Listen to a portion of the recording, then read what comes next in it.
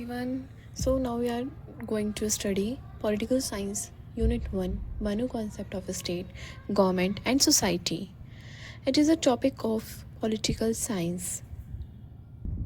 तो सबसे पहले हम एक बात देखते हैं कि यहाँ पे ये मनु कौन है. ये जो मनु है एंशियंट टाइम में इनको लॉ गिवर बोला जाता था.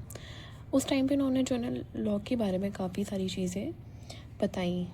उस टाइम पे कुछ भी सिस्टमेटिक वे में नहीं था, मगर इन्होंने काफ़ी सारी चीज़ें सिस्टमेटिक वे में करवाई. जैसे कि इन्होंने कास्ट सिस्टम करवाया.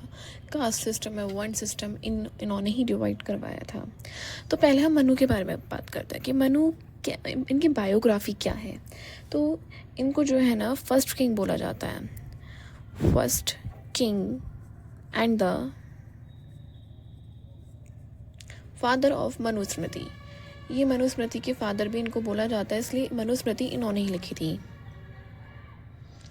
And also known as mankind in Indian tradition. इनको पुराने टाइम में क्रेडिट दिया जाता है, इन्होंने ये मनुस्मृति को लिखा. इनकी मनुस्मृति जो है ना एक फेमस एंशियंट बुक थी of laws and the social rules. ये हमारे को एक तो लॉज के बारे में बताती है और एक सोशल रूल के बारे में बताती है. और ये जो मनुस्मृति है इसको हम एक मानव धर्मशास्त्र के नाम से भी जानते हैं.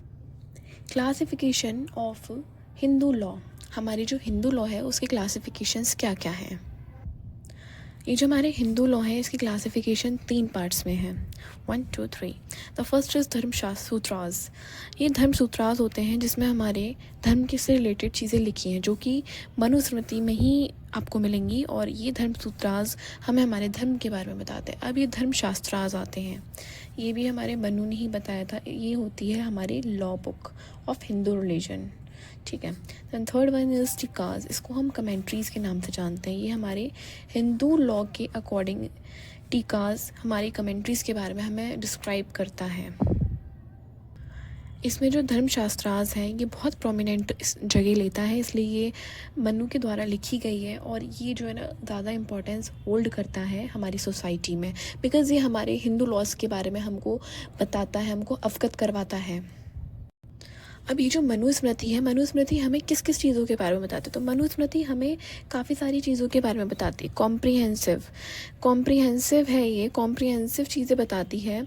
हमें पॉलिटिकल साइंस से कनेक्ट कर पाती है. हमें राज्य को कैसे संभालना है, राज्य के बारे में क्या क्या चीज़ें हमें पता होनी चाहिए, प्रॉपर उसके मैनेजमेंट हम कैसे कर पाएंगे, ये सब हमें बताती है.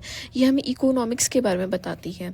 ये हमें मिलिट्री ऑर्गेनाइजेशन के बारे में बताती है, जिससे कि उस टाइम के राजा महाराजा किस तरीके से अपनी स्टेट को किस तरीके से प्रोटेक्ट कर सकते थे. तो ये जो मनुस्मृति है ये हमारे एंशियंट टाइम की बहुत बड़ी किताब मानी जाती है जो राजा मनु ने लिखी थी. And it is also describe the sociology, economics, military science and the ethics. It was the guided thread for the social, political and judicial system of ancient India. I hope you understand. और ये जो मनुस्मृति है इसमें जो है ना total Manusmriti में total chapters जो हैं 12 चैप्टर्स हैं. इसमें हर चैप्टर का अपना एक अलग काम है, एक अलग उनका एक तरीके से गाइड करने का प्रोसेस है.